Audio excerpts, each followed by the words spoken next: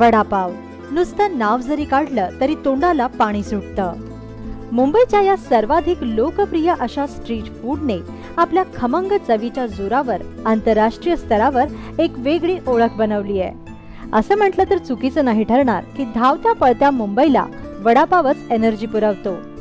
आम पासून अगदी खास पर्यंत सर्वांचेच जिभेचे चोचले पुरवतो आणि खिशालाही परवडतो हा वडापाव।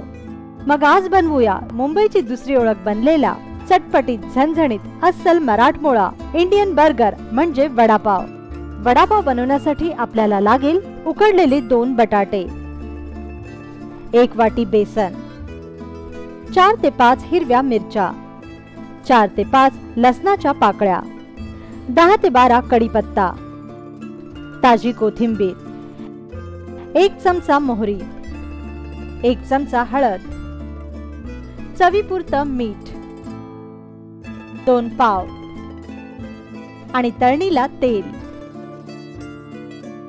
प्रथम मिरची आणि लसूण एकत्र कुटून त्याचा ठेचा बनवून घ्या। पॅन मध्ये थोडंसं तेल तापवा आणि मग त्यात मोहरी घाला।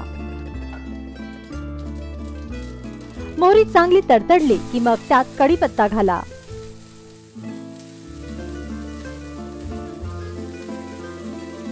यानंतर यात उकडलेला बटाटा घाला। वरून मिरचीचा ठेचा, चवीपुरतं मीठ आणि हळद घाला। ही भाजी छान एकजीव करा। तयार झाली तुमची बटाटा वड्यातील भाजी।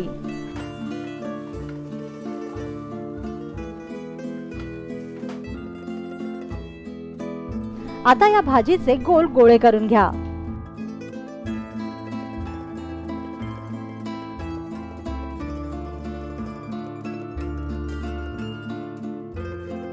यानंतर कढईत तेल तापवायला ठेवा।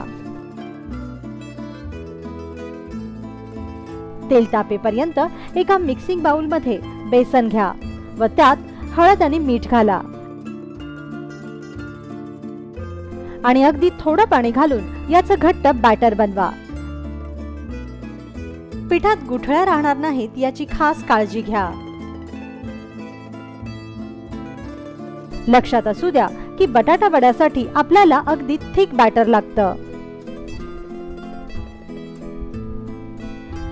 आता या बॅटर मध्ये आपण तयार केलेले वडे डीप करा आणि छान घोळवा। कडकडीत तापलेल्या तेलात हे बटाटे वडे सोडा।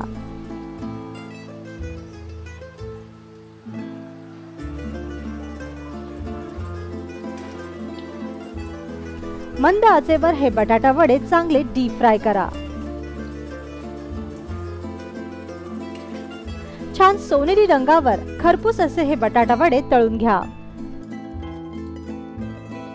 सर्वात शेवटी लसणाची चटणी लावलेल्या पावामध्ये गरमागरम असा हा बटाटा वडा भरा आणि मग या वडापाववर ताव मारा।